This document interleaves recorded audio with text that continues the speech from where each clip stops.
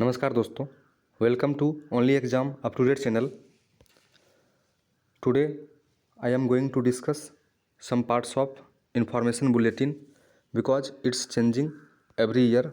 So regarding that, here online counseling, some information will be given for the academic year 2021 and 22 under 15% BCI quota, Veterinary Council of India quota, in recognized veterinary colleges. Okay, so regarding that, I will be narrating you. See here, introduction, duration of the course, these things are not that much important.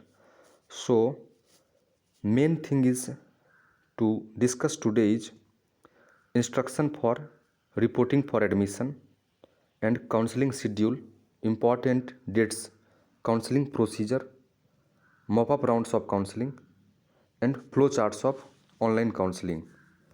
Regarding that, I will be discussing. So see, these things I will send PDF in my Telegram. You can join there and you can read. So without elapsing time, we are going to discuss the main parts. See, reservation of seats under 15% all India quota, you can see 15% for SC, 7.5% seats are reserved for ST, 10% for economic weak section, and 27% are reserved for OBC. Okay, and now our main topic came counseling schedule and important dates. So here you can see this counseling procedure for 15% seats, and college will be allot on the basis of three things. You can see, first thing will be availability of seats, first thing.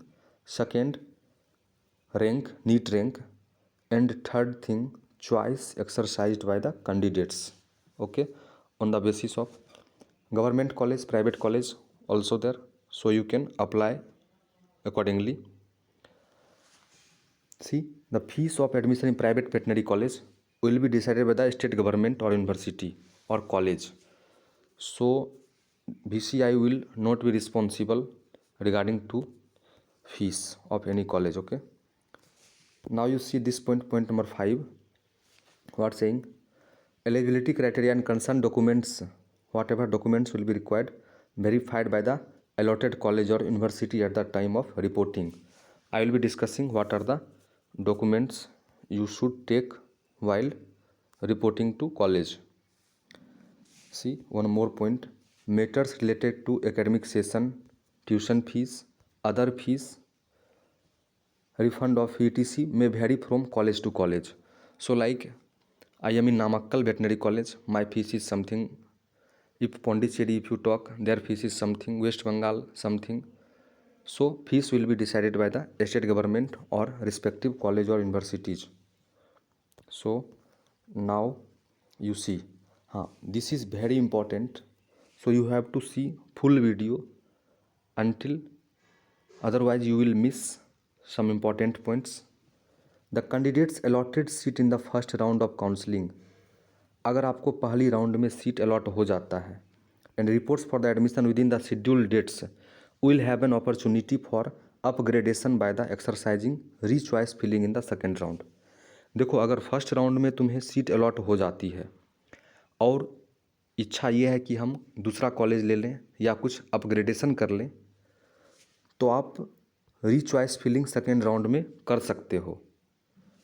और अगर second round में allot हो जाता है, upgrade हो जाता है, तो जो फर्स्ट राउंड में हुआ था वो ऑटोमेटिक कैंसिल हो जाएगा. ठीक है, ध्यान में रखना है.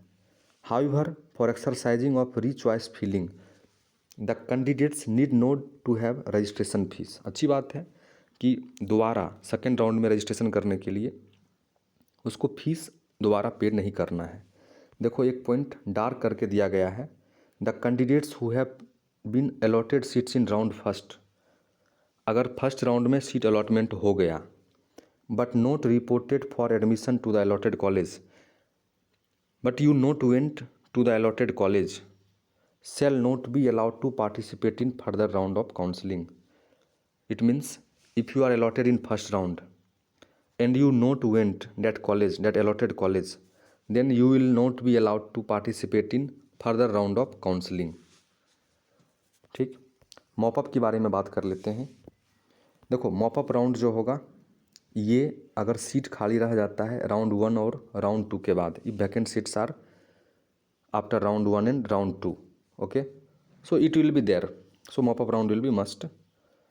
Now see, in the event of candidates allocated seat in mop-up round and fails to report or take admission in the said college, like if you are allotted in mop-up round and if you are not able to go that college, report that college within the stipulated time. I have discussed stipulated time and another video I will mention their link. The mop-up fees shall be fortified by the council, and in this regard no correspondence under any circumstances shall be entertained. Okay, the fees paid for the appearing in mop-up round will be refunded to the same account. देखो अगर तुम्हें college नहीं मिलता है mop up round में तो जो fees तुम पेड करोगे, मैं आगे डिस्कस करूँगा, वो रिफंड कर दिया जाएगा जिस भी अकाउंट से वो डिडक्ट हुआ होगा। देखो राउंड फर्स्ट का हमने डिस्कस कर लिया, registration, payment, choice, filling, locking, फिर प्रोविजनल अलॉटमेंट लेटर डाउनलोड करो और जो भी कॉलेज मिला है उसको रिपोर्ट करो।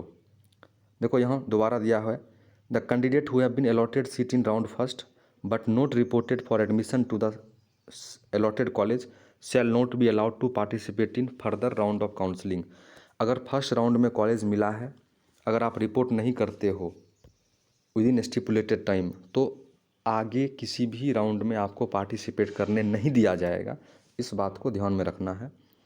Registration and payment of fees by the fresh candidate, second round में फ्रेश कैंडिडेट को रजिस्ट्रेशन करना होगा और पेमेंट करना होगा। जिसने फर्स्ट राउंड में रजिस्ट्रेशन कर लिया था उसको दोबारा नहीं करना है। The candidates registered in round first with payment of fees need not have to register separately, उसको दोबारा सेपरेटली रजिस्ट्रेशन नहीं करना होगा। ठीक है, चॉइस, फिलिंग, लॉकिंग तो आप चेंज कर सकते हो। फिर देखो download provisional allotment letter download करो, कॉलेज को रिपोर्ट करो। हम मॉपअप राउंड देख लेते हैं फाइनली। देखो candidates registered in round first और round second but not allowed allotted seat need not to be re register. देखो तुमने अगर फर्स्ट राउंड में भी किया, सेकेंड राउंड में भी किया, लेकिन सीट अलॉटमेंट नहीं हुआ, उसको री रजिस्टर करने की ज़रूरत नहीं है मॉपअप राउंड में पार्टिसिपेट करने के लिए। ठीक, candidates who are allotted seat in round first और round 2 are not eligible to participate in the mop up round. देखो it should be there if you get already seat in either first round और second round, so you are not allowed to participate in mop-up round, and humanity also says we should not participate. Regarding that, payment of mop-up round fees, see security deposit will be there and all things same. Now we will be talking how much security deposits or registration charge. See, registration fee for round first, round 2 and mop-up. General candidate 1000, EWS economic weak section and OBC 900, there is no much difference. SC ST physically handicapped or transgender 500. Now you can see mop-up round fees for general candidate. See, it will be 10,000 rupees. Security deposits refundable as I have discussed above, and for SC ST PH transgender this is 5,000.